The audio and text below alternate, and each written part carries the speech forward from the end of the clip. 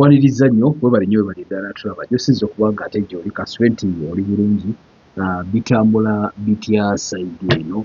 Of course tukyali mu keetalo ak'amatikkira ga Beene emyaka 3 mu gumu ng'ali ku Namulondo alamula Yuga Ivan maaso moji nze musajjawo Kadyesuubula muli mutya bassebo ne bannyabo. Of course weekend tugiyingira naye nga olunaku olwokutaano lwe lwenkya Wizo Manizo ali mu Memories of Good Life. Ebintu bingi nnyo ebitambudde banaye Samida Might Family naye bamusalidde naye nga tulabyeko ebintu bingi nnyo naye kibadde bwe kyamaanyi ennyo kibadde kya Ssaabasajja Kabaka wa Buganda okubeera nga ali ku Namulondo alamula emyaka 3 mu gumu nga ateredde Obuganda nga abulamula bulungi nnyo ate kyatukoze bulungi nnyo Mukama Katonda n'atusaasira nitubeera nga tuba nga yakomyewo kosa emyaka egyo gyatuuse nga waali wano mu Uganda ng'ebintu abitambuliza ddala bulungi nnyo Obuganda akumye Obuganda akoze ebintu bingi bibalirawe. Ssaabasajja Kabaka wa Buganda alina ebintu bingi byatuzubudde ekisooka oba byakozeeko byakoledde abantu be gamba nga okusomesa abaana gamba nga okukubiriza abantu okubeera nga ekirwadde kya mukenenya nga tukyewala abavubuka. Kaweefube yamutaddewo yalwanyisa fistula yalwanyisa kansa of course ebintu bingi nnyo baffe byakoledde Obuganda abantu ba Uganda n'okutwaliza wamu wona kale twagala okumwebaza Yuga maaso moji Yuga Cuucu nannyini nsi tukuyozaayoza ate tukusabira buwangaazi tukusabira yonna gy'oli Mukama Katonda ayongere okukuuma naddala ebintu bingi ebisoomooza ebijja mu bulamu bw'ensi eno bingi nnyo ebikusoomooza tubiwulira naffe era tubiraba naye tukusaba ogume buli kimu kijja kutereera. Beene nze musajjawo Kadyesuubula twabadde bulungi nnyo nga tulaba ebintu bingi nga bitambula ne tubiraba twabadde tulaba engeri gye bitambulamu koosi yayogeredde ku Zoom okitegeere binabeera nga bikwasaganya bulungi nnyo twasiimye twamulabyeko nga tumulaba bulungi nnyo essanyu ne libugwana Obuganda ibanga mutuufu ng'Obuganda bwonna nga busanyufu okufaako obufi kenyini nabadde musanyufu kubanga naadde ndudde okumulaba ng'ayogera kale ab'ebitiibwa ate waliwo ekyenjawulo ekyabadde mu kkanisa mu Lutikko e Namirembe nti Abasiraamu twabaddeyo aba Seventh Day twabaddeyo aba Orthodox babaddeyo kwegamba buli nzikiriza yonna yabaddeyo mu kusabira baffe tekyabaddeko mbw ate simanyi buli nzikiriza yabaddeyo. Kale ngenda kulagako ku butambi obumu naddala akatambi ka baffe Ssaabasajja Kabaka wa Buganda ng'ayogerako eri Obuganda olunaku olw'eggulo. Newankubadde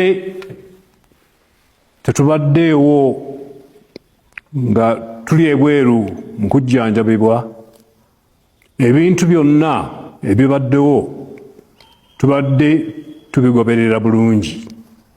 Olugero olugamba nti enkuba eryokanga n'etonnya ne tulaba ensiisira bwezenkanya emyoyo. Olugero olwo lutuukiridde.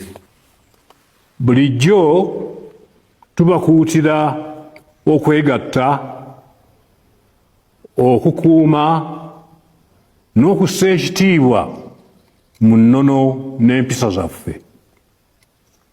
Wano omulabe w'ayinza okuyita singa tugayaalirira ensonga zino. Embeera gye tuyiseemu mu myezi egiyise eviiriddeko abantu abamu mu butamanya oba mu bugenderevu okuvoola n'okumenya empisa y'ensi n'okweyisa mu ngeri etisaanidde. Bakoze ebintu bingi okuubisa abantu baffe ebikwata ku Namulondo n'Obwakabaka. Kino kya bulabe ddala. Abantu abo musaana okubeegendereza ddala. N'olw'ensonga eyo tujjukiza abantu baffe ensonga zino. Ekisooka, Kabaka alina emisoso n'enkola egobererwa ng'atuula ku Namulondo, era Kabaka talondebwa bataka abakulu ab'obusolya. Abataka ab'enkizo bamanyiddwa bulungi, nabo beemanyi era bamanyi n'obuvunaanyizibwa bwabwe. Ensonga ey'okubiri, Kabaka alamula Obwakabaka ng'ayambibwako Katikkiro. Ye Kabaka yennyini gw'aba yeerondedde, era Kabaka taba na musigire. Ensonga ey'okusatu, mu nnono zaffe Kabaka alina eddembe okuteekawo oba okudibya empisa ezimu okusinziira ku mulembe nga bwe gubeera. Twebaza abantu bonna n'okusingira ddala abavubuka baffe, abo bonna abali emitala w'amayanja olw'omukwano n'obuwulize eri Namulondo. Kisaanidde omukwano ogwo gukuumibwe era gulagibwe nga mulimu empisa n'obuntubulamu nga bwe kimanyiddwa okuva edda n'edda.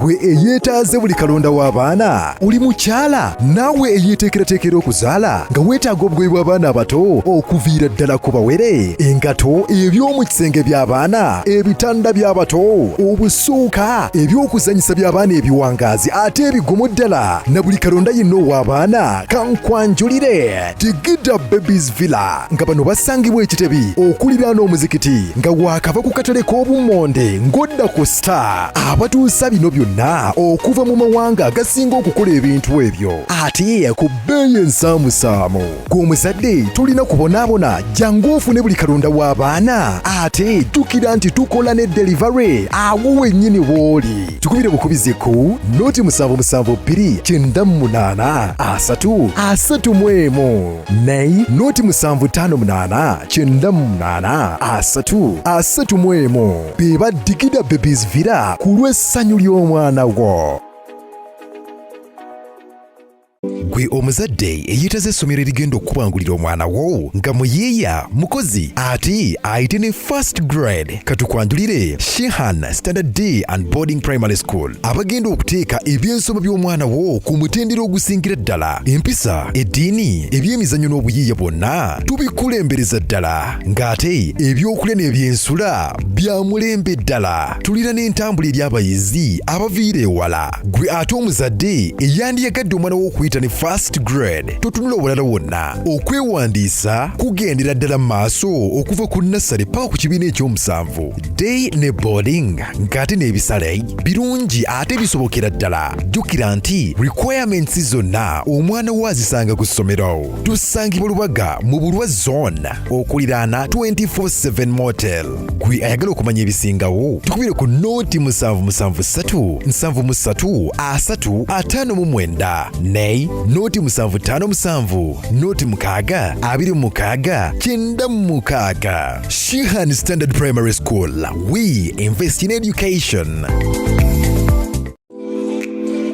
Embeera ekutabuseeko tebitambula bulungi, emirimu giguutaanye, byogata biganya okugguka. Tewejjusa, va mu kwekubagiza, jangu mu Glorious Consultancy and Agency. Obulamu butererenga bwe wabubala. Bano bagenda kuyambako okufunira visa mu nsi gy'oyagala yonna, bakumye passport, flight bookings, hotel bookings, airport pickups, company and any gig registration, business proposal writing, software sales, mobile app development, online radio and TV development, graphic designing. Jangu obwebuuzeeko mu bintu eby'enjawulo wamma obulamu butambulenga bwe wabubala. Tusange ku Tebajjukira Arcade mu Ndeeba ku Masaka Road opposite Kalungi Motors oba tukubireko. Glorious Consultant and Agency, serving to satisfaction. Tekyabadaza ku Masaka Road, Chiwawo ku Mityana Road, Busunjo, Baka, Mende Kohima Road, Bombo Road, Gayaza Busiika, Gayaza Kayunga n'okwetulula Mukono yonna saako mu bitundu bya Uganda eby'enjawulo. Basoloza amayumba g'abapangisa era nga bazimba n'okuwa pulaani z'amayumba. Senjale bebokka abakulaakulanya omuntu wa wansi n'okumuzzaamu essuubi. Tukwaniriza ku Mugisha Nandi Tours and Travel. Oyagala kusoma, kulambulako oba kutambula na mwagalwawo. Tukukolera ku students visa mu nsi nga Canada, America, German, Netherlands n'endala nnyingi. Ate gwe visa yalema, Mugisha Nandi Tours and Travel ky'ekyokuddamu kyo. Tulina obumanyirivu mu by'okukola ku visa n'osobola okutambula. Tukuwa n'amagezi ga wandyagadde okukolera e Bulaaya. Mugisha Nandi Tours and Travel ekuyamba okkulungamya okufuna obutuuze. Tulambuza saako n'okufunira ebifo eby'omulembe aw'okusula n'okukyakalira mu Uganda. Tusange ku Kalungu Building okuliraana City Square, Kampala Road, Level 4, Room 1. Okumanya ebisingawo tukubireko.